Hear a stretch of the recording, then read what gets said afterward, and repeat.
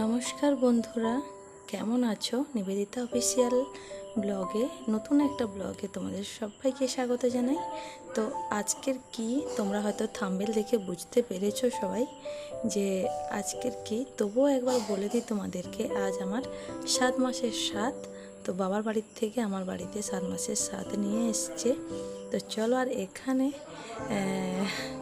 সবাই মানে আমার পাড়ার জায়েরা, সব জায়েরা, মামি শাশুড়ি সবাই কিন্তু এসে বসে পড়েছে সবজি কাটার জন্য। কারণ আজকে আমি যে পাড়াতে থাকি সেই পাড়ার পুরো লোকজনেরা খাবে, সবাই আত্মীয় কুটুম বন্ধুবান্ধব সবাই খাবে, তার জন্যই অনেক সবজি কাটা হয়ে চলে গেছে যেখানে রান্না হবে, আর কাটা হচ্ছে কিছু কিছু। আর এখানে আমার জেঠিমা আমাকে হলুদ তেল হলুদ বেটে হলুদ তেল মাখিয়ে দিচ্ছে আমাকে। আর এইসব রিচুয়ালসগুলো কিন্তু আমার মেয়ে যখন হয়েছিল তখন তো আর আমি এখানে ছিলাম না, তো তখন কিন্তু এগুলো হয়নি আমার সঙ্গে, আর জানতামও না যে এগুলো হয়। তবে স্বাদ, যেমন আমার বৌদির স্বাদে এসেছিল, তো তখন এসব দেখিনি আমি। বাট কিছু কিছু হয়তো জানি যে খাওয়াতে আসে, কিছু কিছু জানি, পুরোটা জানি না। তবে আমার ক্ষেত্রে হয়ে আমি পুরোটা বুঝতে পারলাম, জানতে পারলাম যে কী কী করতে হয় না করতে হয়। তো তোমরা আমার পুরো ব্লগটা দেখো, বুঝতে পারবে কী কী হচ্ছে না হচ্ছে।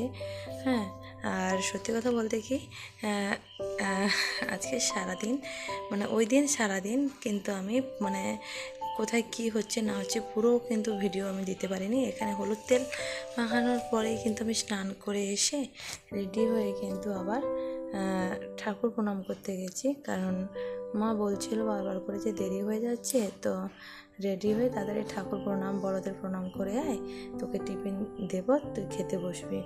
তো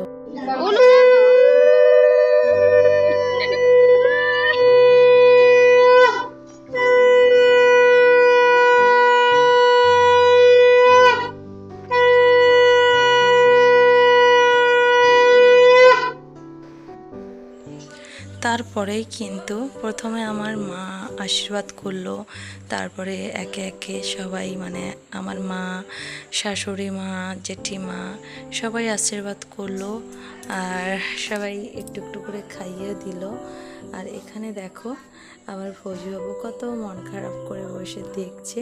আমিও ওকে ওই দিন খুব মিস করছিলাম, কারণ এই রিচুয়ালসটা দুজনকে দিয়ে করতে হয়, বাট ও নেই, ও চাকরি সূত্রে ও বাইরে থাকে, তো কিছু করার নেই, চাকরিটা তো করতেই হবে, তাই না? আর সব সময় না ও থাকতে পারে না, কোনো কিছু অনুষ্ঠানে বা পুজোতে সবসময় ও থাকতে পারে না। তো এই দিনটাতে আমি ওকে প্রচুর মিস করছিলাম, আর ও দেখছিল, ঠিক হাসছিল, বাট প্রচুর মন খারাপ করছিল। ওকে আমি দেখেই কিন্তু বুঝতে পেরেছিলাম। তারপরে কিন্তু কোথায় কি হচ্ছিল না হচ্ছিল আমি ওকে দেখাচ্ছিলাম, আর প্রতিটা রিচুয়ালসে কিন্তু ওকে আমি ভিডিও কল করে দেখিয়েছি। ভিডিও কল করে দেখানো আর নিজে থাকা দুটোই তফাৎ থাকে, তবুও। তো এখানে আমার শাশুড়ি মা আমাকে আশীর্বাদ করে খাইয়ে দিল। তারপরে আমার পাশে আমার নাতি আর আমার মেয়ে বসেছে। তো ও কিন্তু কোনোদিন দেখেনি এইসব, তো ওর মাকে খাওয়াতে এসছে, তো ও দেখছে, এইসব দেখছে সব কিছুই ও আবার কিন্তু ডিটো করবে আবার পরে খেলতে খেলতে। তো দেখতে থাকো। তোমাদের যদি এই ব্লগটা ভালো লাগে অবশ্যই তোমরা কিন্তু একটা করে লাইক কমেন্ট করে যেও, আর যদি প্রচুর ভালো লাগে একটা করে সাবস্ক্রাইব করে রেখো। তো চলো, আর কী কী হচ্ছে তোমাদের সঙ্গে শেয়ার করি। আমি কিন্তু সত্যি কথা বলতে সবটা কিন্তু আমি ভিডিও রেকর্ড করতে পারিনি, যতটুকু পেরেছি করেছি। আর ওই দিন কিন্তু আমি করিনি, আমার একজন আমার যে যা, তো জায়ের মেয়েকে বলছিলাম, ও কিন্তু ভিডিও করে দিয়েছিল ওই দিন। আমি কিন্তু ভিডিও করতে পারিনি, কারণ আমার ফোনে এত সব ভিডিওগুলো কিন্তু ওর ফোন দিয়েই ভিডিও করেছে, আর আমার ফোন দিয়ে কিন্তু আমার বরকে পুরোটা দেখাচ্ছিলাম। ও কিন্তু টেনশানে ছিল যে এতগুলো মানুষ খাবে, রান্নাবান্না কেমন হবে না হবে। তো দেখো, তারপর আমি ওখান থেকে এসে কিন্তু রান্নাবান্না শেষের মাথায় তো আমি এসেছি, রান্নাবান্না কমপ্লিট হয়ে গেছে, ওই কাকুটা বলছে। তারপরে এখানে কিন্তু সবাই পাড়ার যারা খাচ্ছিল, কিন্তু আমি ওই ভিডিওটা নিতে পারিনি। আর এখানে আমার বাবা, বৌদি, পিসিরা সবাই খেতে বসছিল, আমি ভিডিও একটু নিলাম, সবার নিতে পারিনি, তবে একটুখানি নিয়েছি সবার।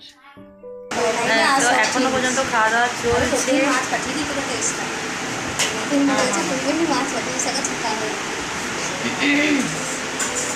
তো এখনও খাওয়া দাওয়া চলছে, সবাই খাচ্ছে। তো আমি এই দাদার বাড়িতে এসে বসেছি, আর খাওয়া দাওয়া রান্নাবান্না সবই দাদার বাড়িতে হচ্ছে এখানে। তো তার জন্য এখানে বসেছি, সবাই খাবো। আমিও খাইনি, সবাই এসেছিল। তো মা, দিদি সবাই একসঙ্গে খাবো, তার জন্য একটু লেট করছি। তো ওরা খেয়ে দিয়ে উঠুক, তারপরে এই আসা এই হলো আমার যা, দেখতে পেয়েছ। তো ওদের সঙ্গেই একসঙ্গে খাবো বলে, হ্যাঁ একসঙ্গে খাবো বলেই ওয়েট করছিলাম। চলো খেতে খেতে দেখা হচ্ছে তোমাদের সঙ্গে, ওকে। আর এখন বাজে 3:30, 3:30-এর উপরেই হয়ে গেছে। তারপরে আমরা সবাই খেতে বসলাম। বাড়ির আমার দিদি, আমার মা, আমার শাশুড়ি মা আগে খেয়ে নিয়েছে, আর আমার শাশুড়িমা অসুস্থ, তাই তো আর বাড়ির যতজন ছিল সবাই কিন্তু একসঙ্গে খেতে বসলাম। আর যেহেতু স্বাদের জিনিস, আমি প্রথমেই কিন্তু আমার জন্য মা তুলে রেখেছিল, সব কিছু কিন্তু একটু একটু খেয়ে রেখে দিয়েছিলাম, কারণ ওদের সবার সঙ্গে খাবো, একা একা খেতে ভালো লাগবে না, তার জন্য। তো আমার ভিডিওটা কেমন লাগলো অবশ্যই তোমরা কমেন্ট করে জানিও। আর যতটুকু পেরেছি তোমাদের সঙ্গে শেয়ার করেছি, প্লিজ কেউ কিন্তু খারাপভাবে নিও না। তখন তোমরা হয়তো কেউ কেউ বলবে যে স্বাদের ভিডিও আবার পোস্ট করছে। তো যাই হোক, আমার মনে হয় তোমাদের সঙ্গে একটুখানি আমার যা যা হয় তোমাদের সঙ্গে শেয়ার করি, তার জন্যই তোমাদের সঙ্গে শেয়ার করা।